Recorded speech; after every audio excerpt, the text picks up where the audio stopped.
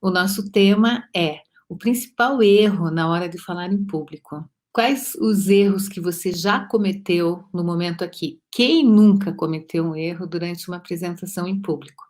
Mas hoje eu quero colocar a visão que eu tenho em relação ao erro principal, porque dele derivam muitos outros erros. E nós vamos aqui abordar uma coisa que talvez você já tenha feito, talvez você sempre faça dessa forma, mas precisa pensar e repensar sobre esse hábito. Combinado?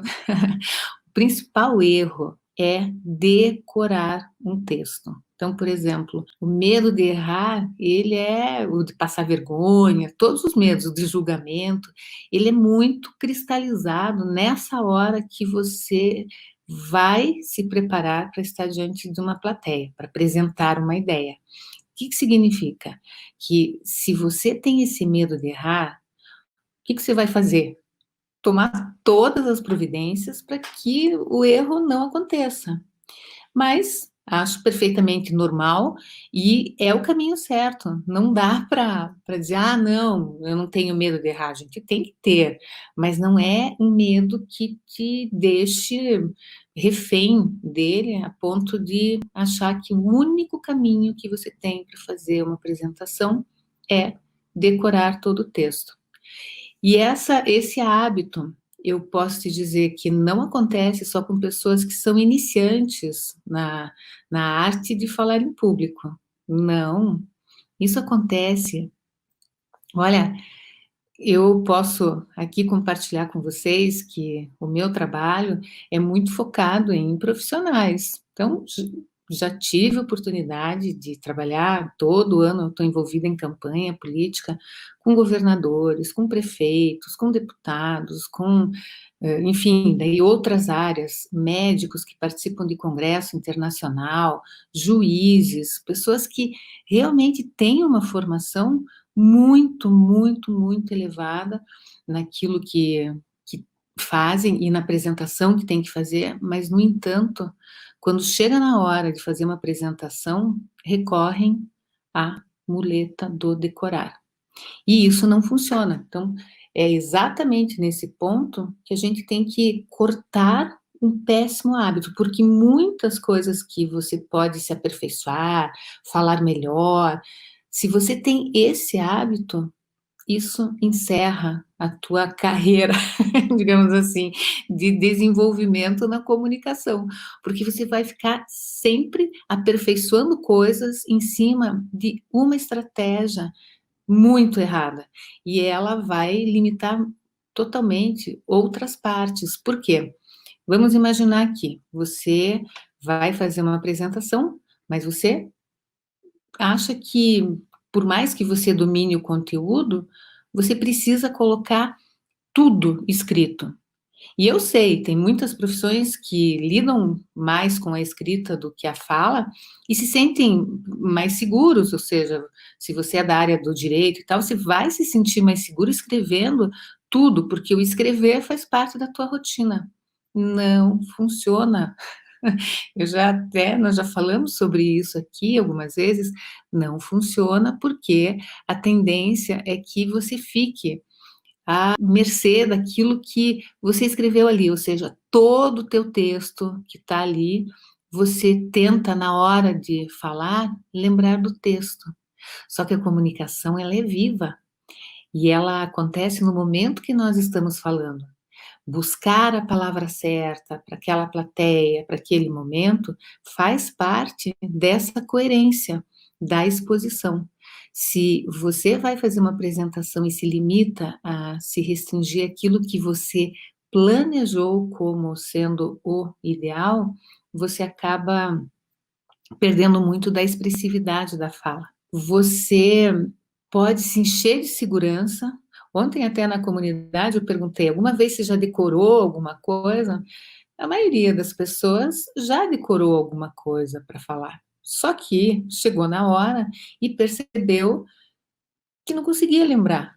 Eu, se depender de decorar uma coisa para falar, eu tô acabada, porque eu não consigo reter muitas informações do jeito ali que está certinho, e algumas vezes que eu já fui direcionada para decorar alguma coisa, olha, é como se fosse uma grande de uma tortura, porque uma palavra vai para um lado, a outra palavra vai para o outro lado, não dá, não existe isso. Mas tem pessoas que têm muita facilidade para fazer com que uma fala se torne quase que aparentemente natural, mas ela é decorada.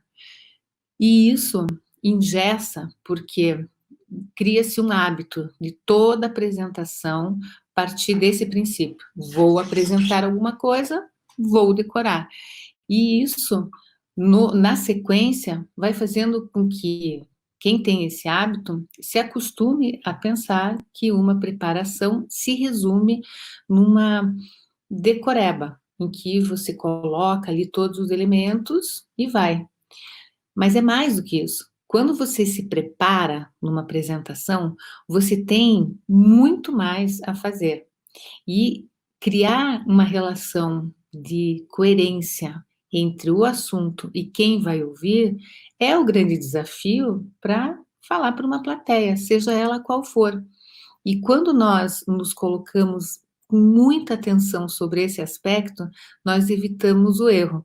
Hoje, o Décio está aqui, ontem no YouTube, os meus participantes da live, ele colocou uma coisa muito interessante, Décio, vou usar o teu exemplo aqui, que ele consegue falar muito melhor para um grupo dentro de uma empresa, de uma indústria, para profissionais do pátio, do chão, da fábrica, digamos assim, do que para a hierarquia, ou seja, para os diretores, para a parte de cima. E isso muitas vezes acontece em função da gente pegar um conteúdo e achar que esse conteúdo ele é estanque, ele não é flexível. E quando nós lidamos com essa flexibilidade de dizer assim, tá, então esse jeito aqui funciona muito para cá, mas não funciona para cá. E eu tenho que entender quais são os elementos que eu preciso acrescentar aqui.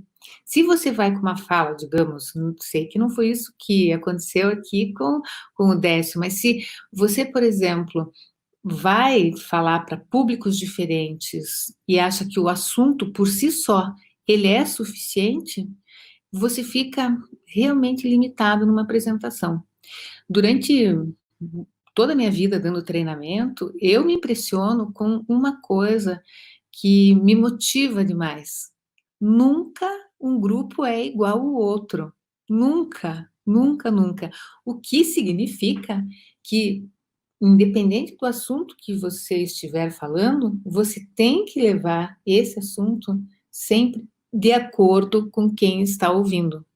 E aqui, aos pouquinhos, na live aqui, eu vou conhecendo vocês, vou entendendo quais são as dificuldades, as necessidades, aquilo que vocês têm como característica, e isso também me ajuda muito a trazer elementos para que o meu assunto se adapte melhor a cada um que participa da live. Mas é difícil, porque, claro, eu não conheço vocês, mas numa fala em público, você tem essa possibilidade de saber qual é a característica do grupo, e é por aí. Então, por exemplo, vamos colocar uma sequência de ações.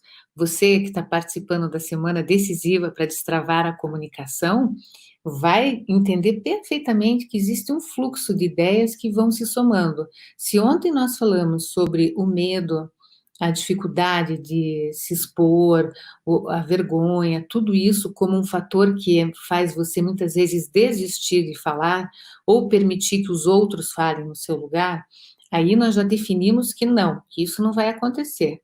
Você assumiu um compromisso, jamais vou deixar de falar numa oportunidade que é importante. E, aliás, ter isso bem claro. Falar não é para dar medo, é para dar alegria, porque é oportunidade. E aí a gente vai mudando essa forma de encarar uma apresentação. Passo 2, preparação. Dentro do tema preparação, nós estamos aqui dando o pontapé inicial para uma série de atividades relacionadas à preparação. Existe um caminho muito estruturado, mas para isso a gente tem que pavimentar esse caminho, abrindo o coração para novas possibilidades. Se existe sempre uma mesma forma de se preparar, você pode dizer, não, espere, o que eu posso acrescentar nisso aqui que vai me ajudar a fazer diferente? E o caminho é sempre fazer 2 perguntas: para quem eu vou falar e por que eu vou falar. Então veja, com essas 2 perguntinhas, bem simples, mas às vezes complexa de responder, você tem que dizer, tá, quem que é esse quem? Não é só saber, é um grupo disso. Tá, mas qual é a característica desse grupo? O que que eles sabem a respeito do assunto?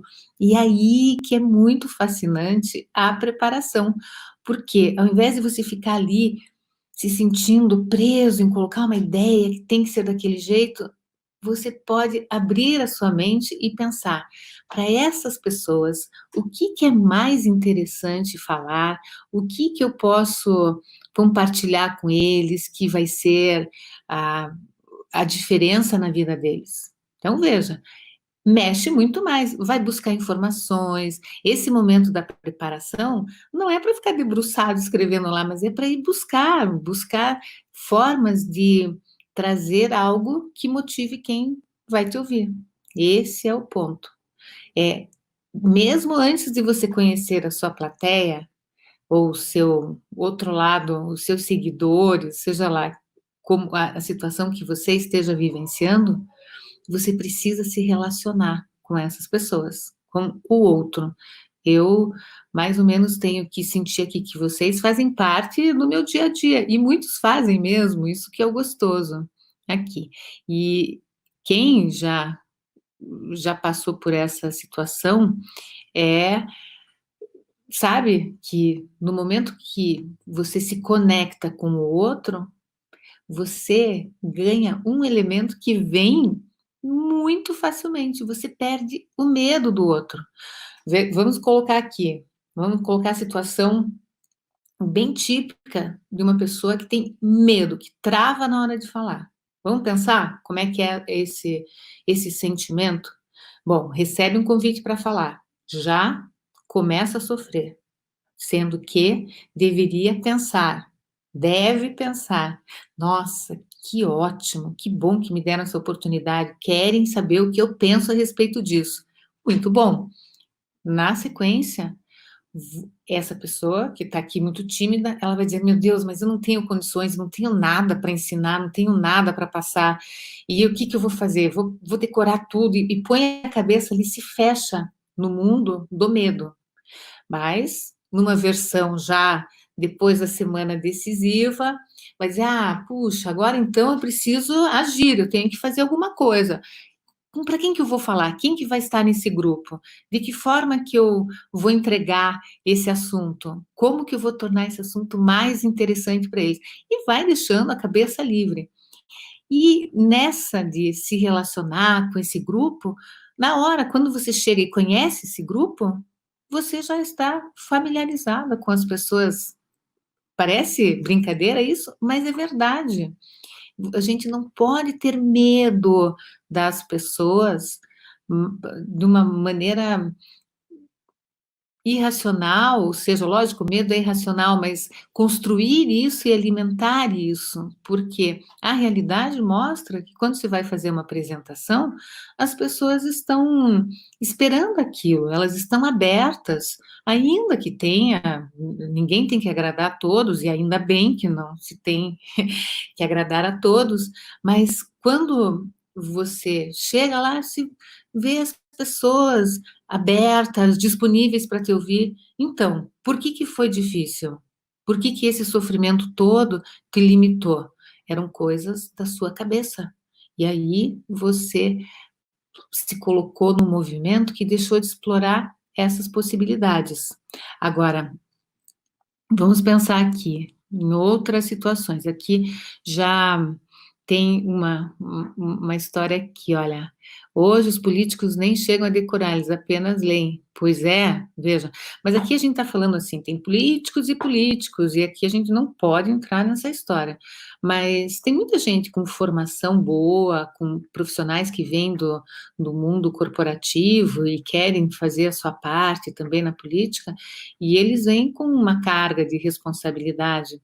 E toda pessoa que é comprometida com o que faz, ela sente medo na hora de se expor, e a estratégia errada é que pode ameaçar muito. Aqui, a Lisete diz: como dar vida à fala em público? É trazer o elemento da sua expressividade, ou seja, cada um tem uma característica de ser. Então, por exemplo, tem pessoas que são muito entusiasmadas, são muito energéticas, mas é uma característica individual. Nem todo mundo, para falar em público, precisa ser energético, precisa passar a sensação de que está fazendo um show. Você está compartilhando um tema. Você tem que passar a tua verdade, ou seja, o teu jeito de ser tem que se revelar nas palavras. Mais uma vez, por isso, se você está ali construindo o teu pensamento, muito atento àquilo que você quer passar de intenção para o outro, o que, que vai acontecer? Você vai passar o teu jeito. Na comunicação, a gente tem que passar o nosso jeito de ser, sempre melhorando o nosso jeito de ser. Agora, o que não dá é para dizer assim, não, vamos aqui, né? O tema de hoje é esse, o principal erro, que é o decorar, é ficar preso nessa história. Você decora tudo e chega lá e fala, porque você acha que você tem que fazer muita coisa para chamar atenção. Você acaba não passando a autenticidade, se esse não for o seu perfil. Por outro lado, o oposto é também verdadeiro. Uma pessoa que é muito entusiasmada, se ela chega no lugar e se sente presa e, enfim, restrita à forma de ser, ela não vai dar vida às palavras. É muito interessante esse negócio de dar vida às palavras. A palavra é oca.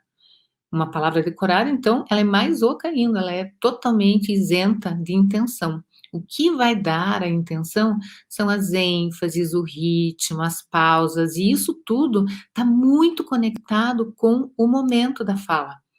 Pense comigo, alguma vez você já parou para dizer onde eu vou enfatizar tal palavra para pedir uma informação? Será que eu enfatizo? Você poderia me ajudar? Não faz sentido. Veja como é rico isso.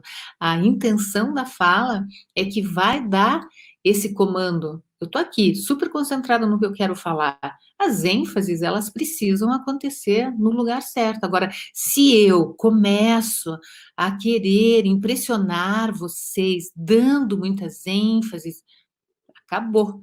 Acabou com a verdade do que eu estou falando. Por quê? Você vai dizer, não, a gente chama isso de duplo vínculo. Aquilo que eu vejo não é aquilo que eu sinto em relação ao que eu estou ouvindo.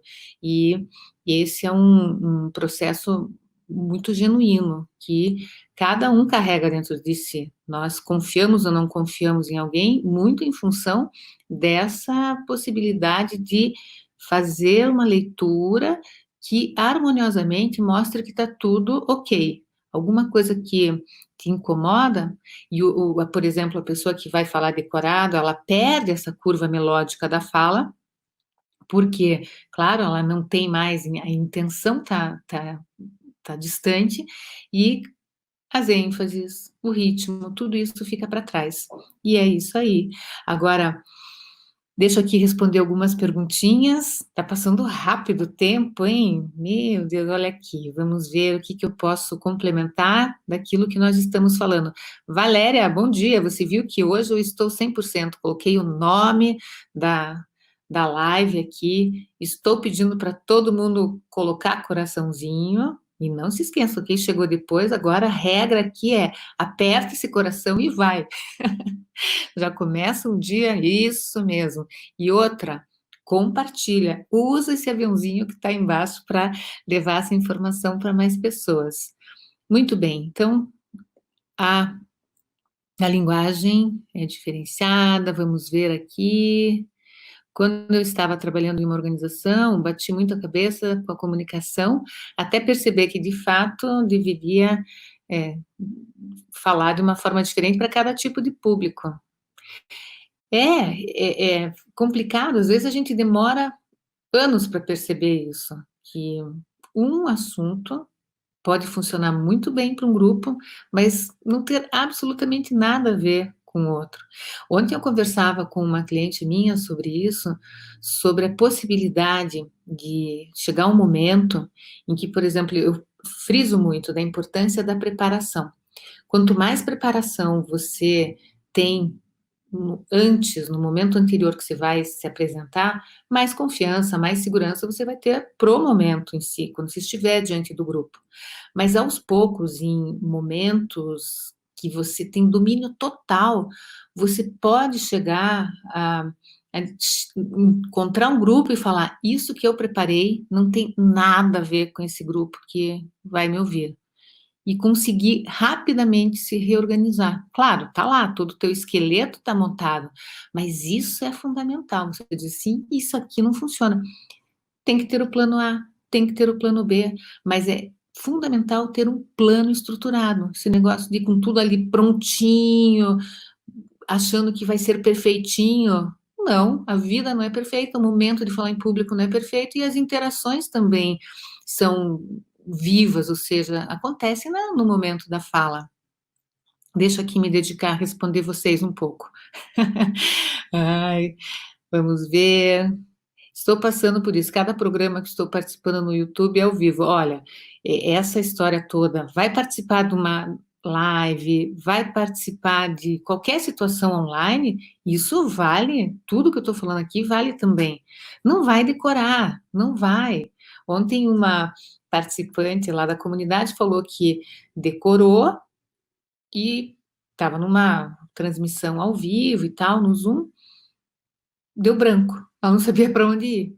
Ela tirou a câmera e continuou lendo. Veja, é um sufoco isso. Mas o que que demonstra? E isso pode acontecer com qualquer um, né, não é um problema, mas é uma falta de estratégia. É o preparo, é não ter organizado de uma forma coerente com aquilo que iria vivenciar. Não dá para ir participar de uma live, alguma coisa, achando que vai poder ler alguma coisa. Não vai. Então você tem que estar já com o mapa mental que vocês vão aprender amanhã. Muitos aqui, meus seguidores, já usam isso.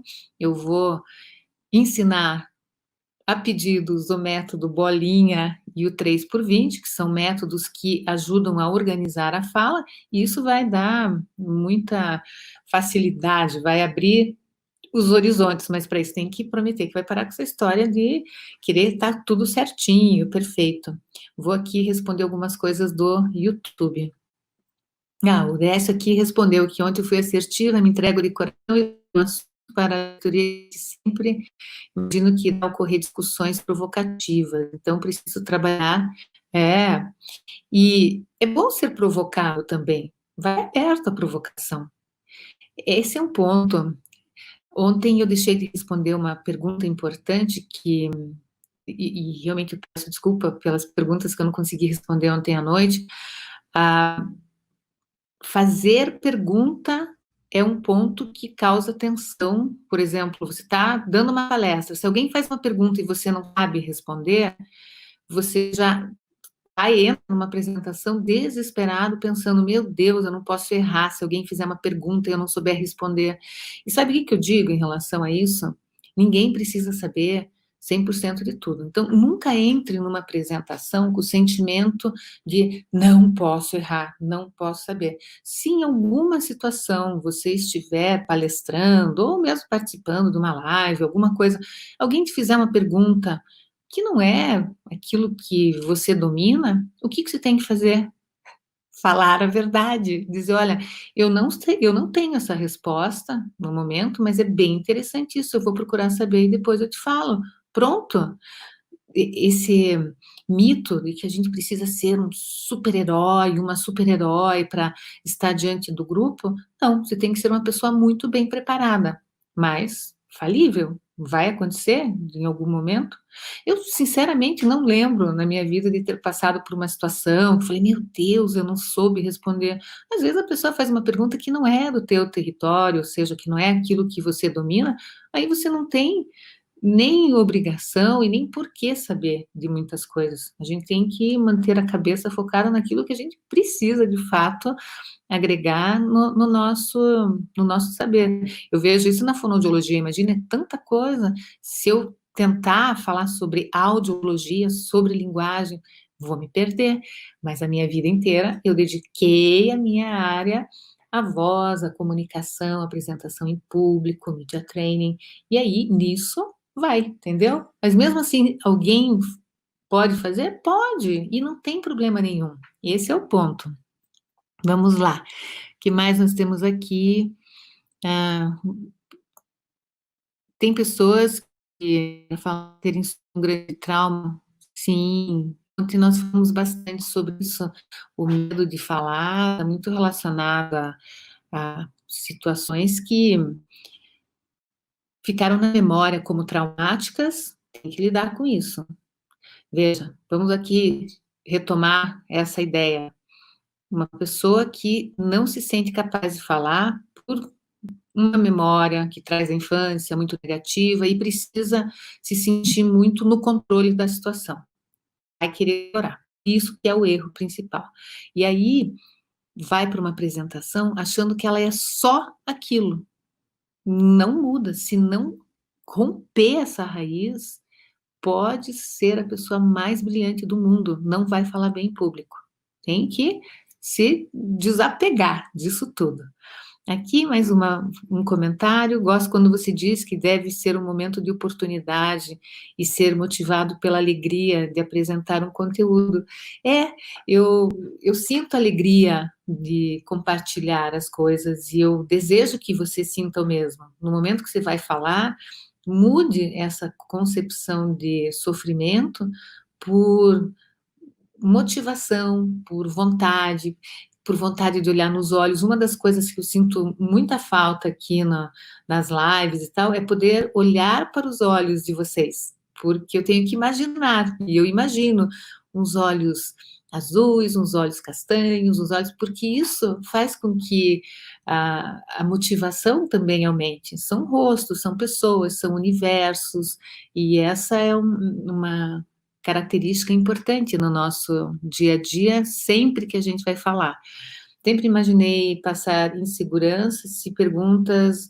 É, é que a gente tem, né, essa cobrança de que tem que saber de tudo. Eu acho que toda a tecnologia, a internet, nos tirou um pouco esse peso, porque é só você dar um Google, não é? E às vezes eu quero saber as coisas mais ridículas do mundo, de como é que faz tal coisa? Como faz tal coisa? Tá lá, ele me responde. Ele é o sabido da história. Eu não preciso ser, se eu, como que eu faço um pudim de coco?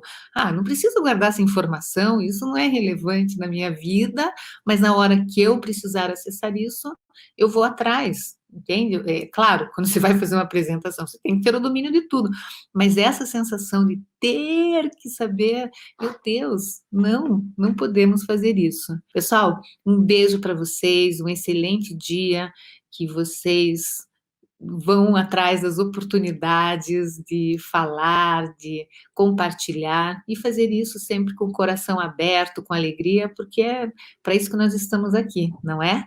Um grande beijo, pessoal. Até.